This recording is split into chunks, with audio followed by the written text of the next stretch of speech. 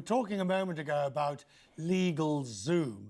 It is one of the AI companies in the legal area, and its shares were badly affected when Anthropic announced its co-work. Jeff Stibel is the CEO of LegalZoom. He joins me now.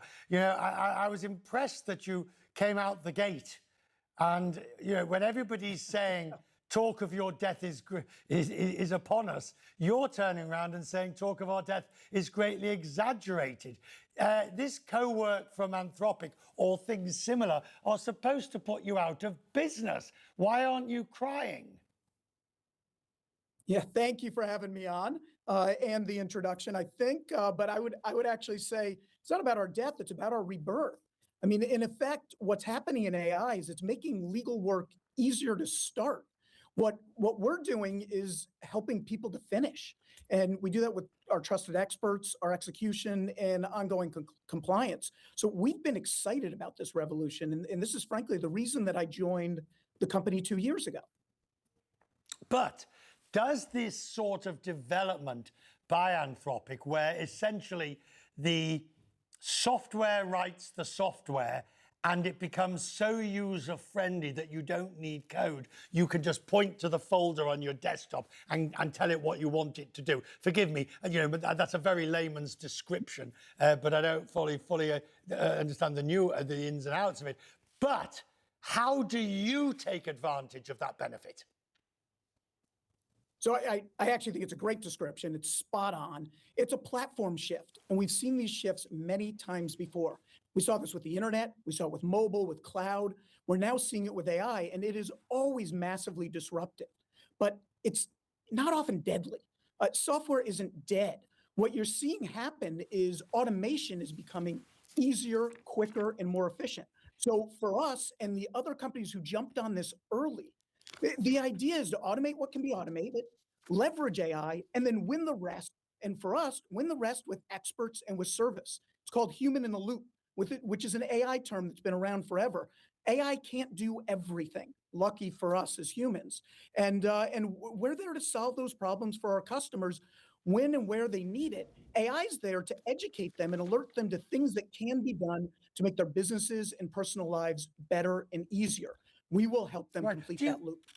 So does LegalZoom coexist, or does it take advantage? The adaptation to these new ways. And as you say, the ability to put a human element in it. You know, but every company like yours has to question where it fits into the ever-changing ecosystem.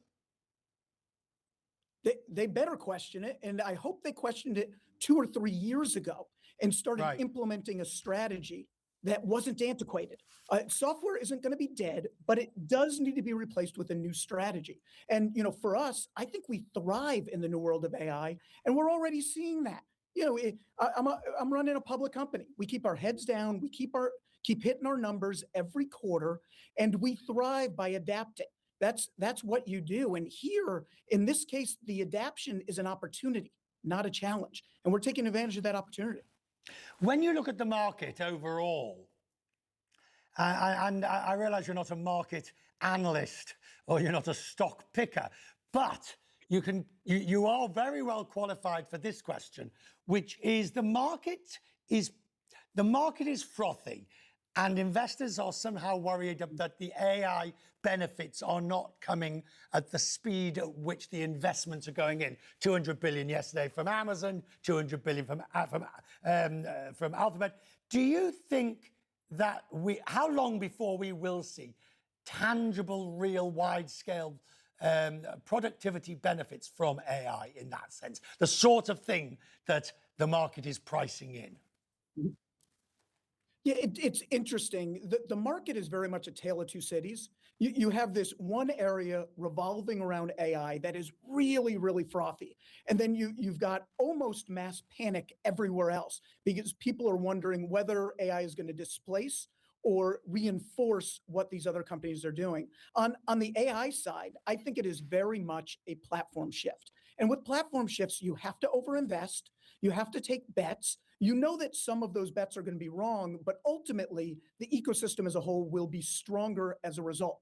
With everything else, it's a massive overcorrection.